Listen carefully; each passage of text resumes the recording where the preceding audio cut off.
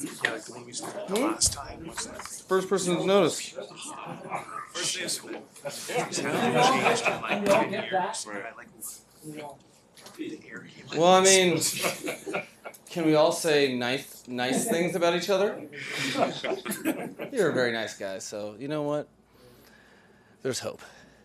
Mike, I know over the history of time, NFL head coaches, for whatever reason, have often guarded the identity of offensive linemen who are starting. So I'm going to throw out two questions. If you wish to answer either, one would be, who won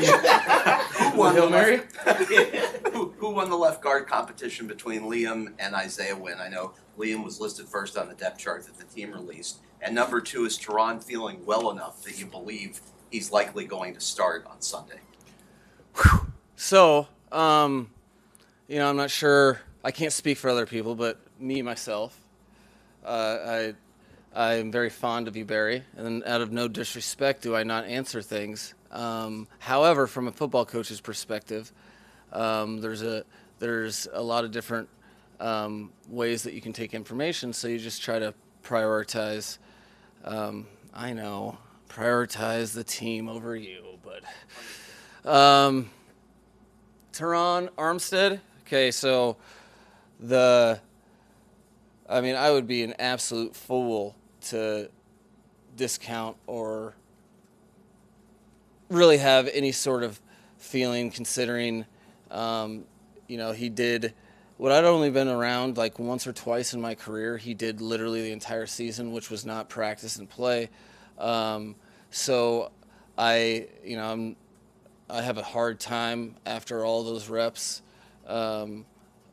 ruling one way or the other. The great thing about Teron and myself, as well as the rest of the coaching staff, is we have a great communication amongst what's the best for the team, patience, and making sure that we don't go out there and take a step back. So that long-winded answer is like, to me as a professional coach, I plan when he's not practicing to play without him. However, I'm not going to go into that crystal ball because I would have been wrong more than I was right last year. So I had a good conversation today, had a good conversation yesterday, and feel good where he's at mentally.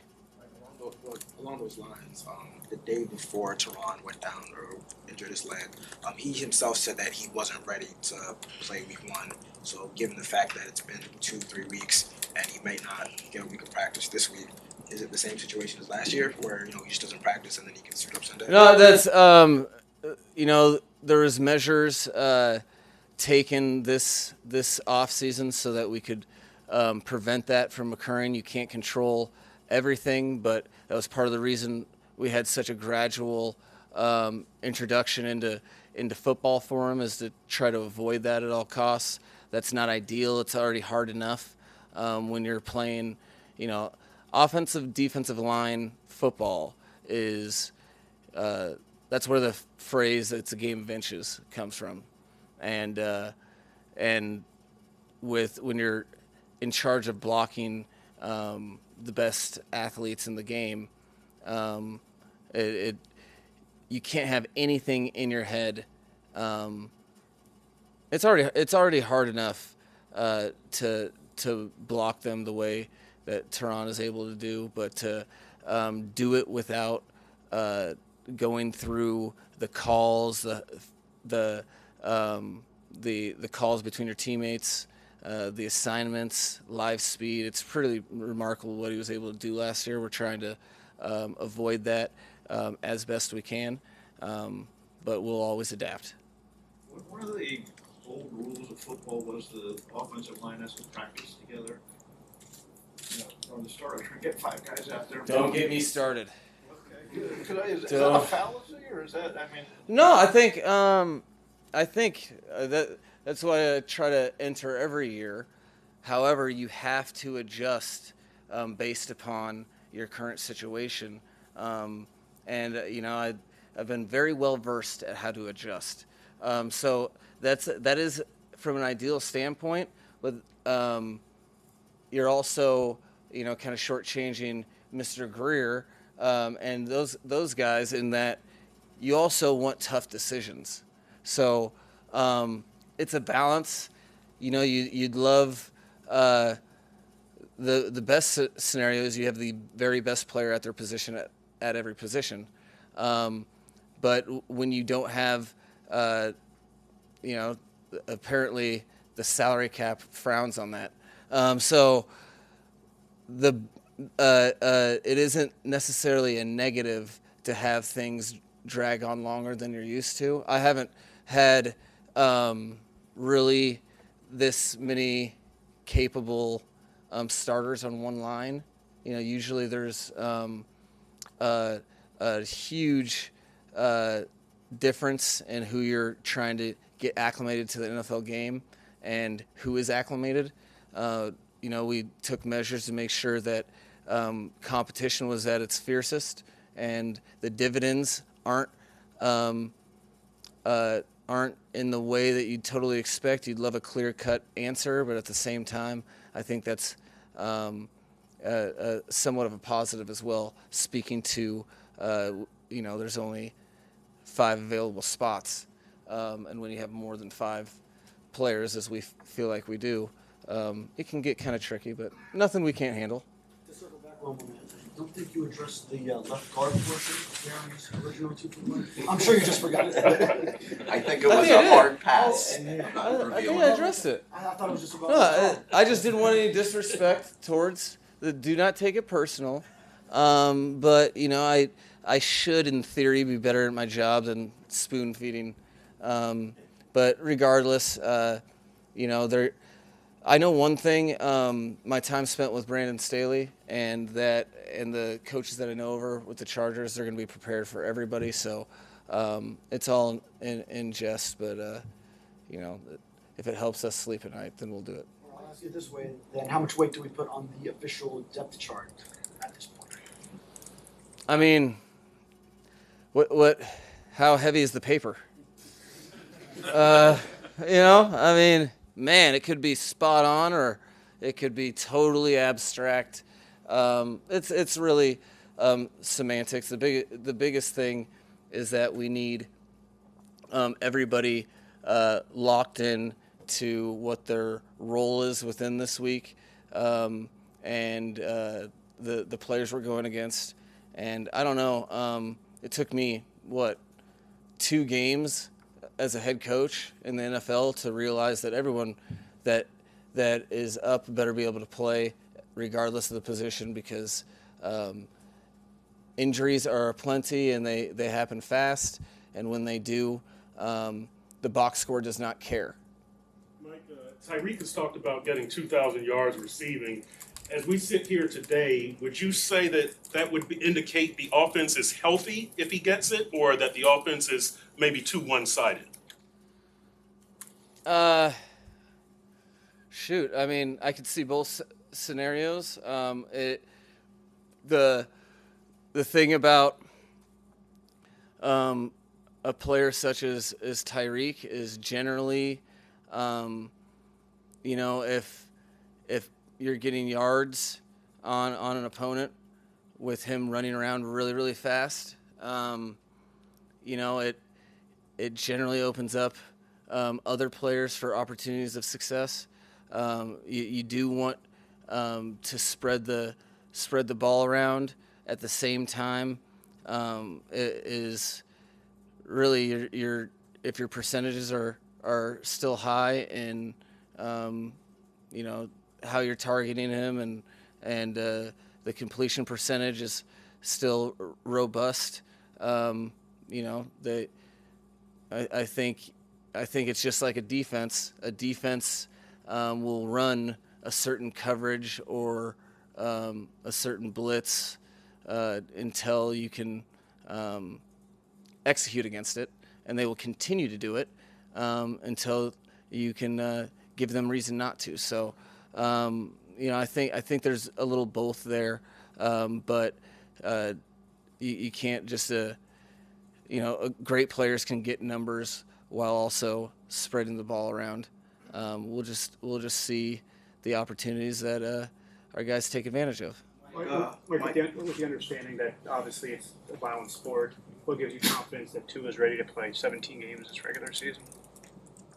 I think when you go into a situation and you completely cross all the T's, dot all the I's on what you can control.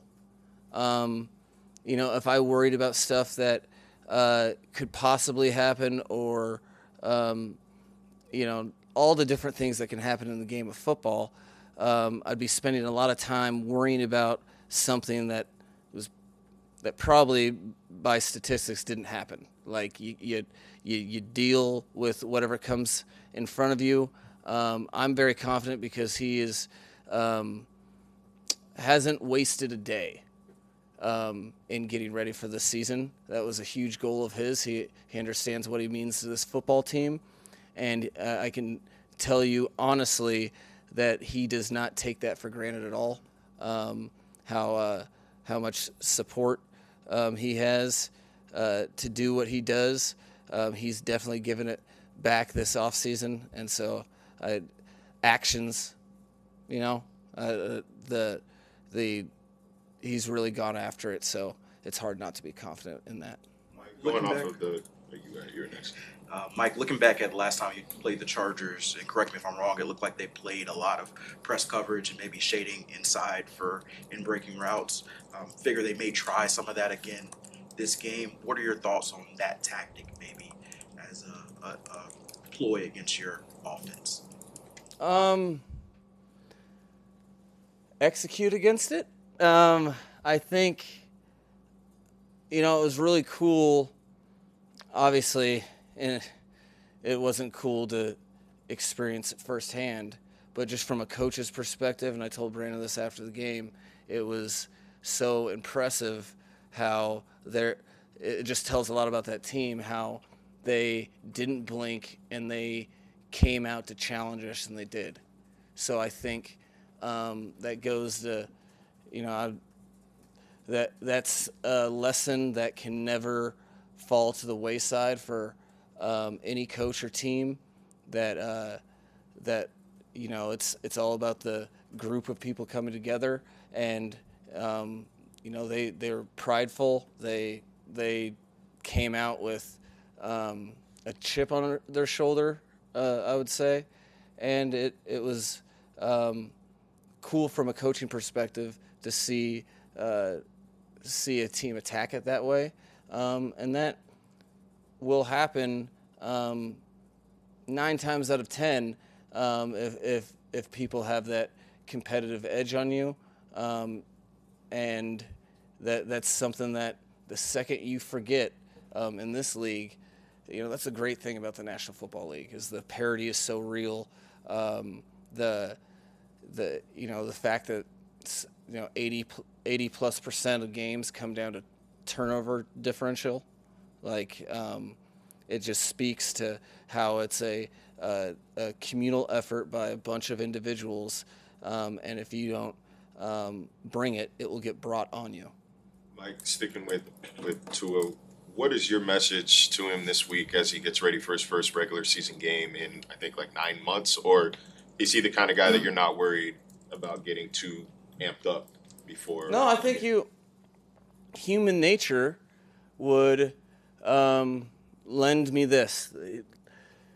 You talk about something that hasn't happened so often in terms of the next time you play. You're preparing yourself. You're answering questions.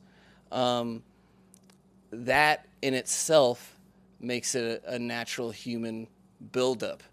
So I'm conscious of that, not because Tua has done anything to indicate that, but just because I'm a human being that has ears and eyes. And the biggest thing for Tua is that it's literally as boring as the same thing that we've been talking through each and every practice when anything goes right or wrong. And it's it's worry about the next play, worry about how we're getting from the huddle to the line of scrimmage, worry about your technique and fundamentals, and your assignments. and you have to hold that independently, because the second you start buying into a bad play or a good play, that you're really wishing the future into existence. Every play, it's hard enough to play in this league. You can't worry about extra stuff. I just want him to go throughout today and get everything mentally out of today and biomechanically, and then approach tomorrow where we get into some more situational stuff, and then Friday the same thing. And it's that process that, I don't know, across all sports, anybody that's been successful over a period of time has that process to them, because you're only as good as the next play that you have, and you shouldn't stand on entitlement of previous plays if they were good, or you shouldn't shame yourself if you didn't like the result. That mental fortitude, that strong-mindedness is something that not many people have, but that Tua is wired that way, which gives him a chance to succeed. How did Darrell Bevel doing? He learned that he was away from the team with the detached retina. Yeah, he's winking at me a lot less. No, you want to talk about adversity being an opportunity. A great way to show people how much you care is lay down for a week and just the only thing you look at is practice footage endlessly. There's a lot of things that I haven't really gone through. I can kind of venture to, I don't know, extrapolate what that would be like. A week like this? So, what was cool was the team moment with that, because that little story, which, people have their own stuff to worry about, when, there's so many little stories like that where people are sacrificing things, going through things to contribute to this team, whether it's coach or player. And I think it wasn't lost on the quarterbacks. You should have seen the first time we talked about it after he got the surgery, you should have seen their eyes light up when I was like, yeah, so this practice is all Bev's got going. He's going to watch it on his iPad for the next 24 hours. So just, live with that. And they're like, we're not going to. And they ended up having, collectively, all three of them had a really good practice that particular day that it occurred. So I think that is a testament to who Bev is, who the players are on this team, and kind of how people are all in with each other. Mike shared with us in the spring that there was a time where he actually considered stepping away from the game. Do you have a sense for, since he made that decision, what this means to him and being able to continue to play the game? Yeah, no, I took that as a young athlete hearing, you hear a bunch of noise and you just really make sure that you agree or disagree. The second that he digested that, he didn't necessarily tell me, but he really didn't have to either. He was so focused on, I think football is a crazy sport it's a physical sport that things can happen that are out of your control. But I think, it just speaks on how diligently he's attacked this offseason. There was a time when I was like, hey, jiu-jitsu, and you guys were like, and I think, on the field, he's had a couple opportunities to really, I don't know, he's, without having to say anything, without having to do anything but trust his training, he's shown everybody really where his mind's at. You have to really attack that to like you could push me over right now, and I'm not sure I'd be able to withstand it. I'd probably have a separated shoulder or something. And he, it's like everything else. He's an unbelievable learner. So we all feel very fortunate to be a part of that process. We gotta go. Sorry. It's gonna be late for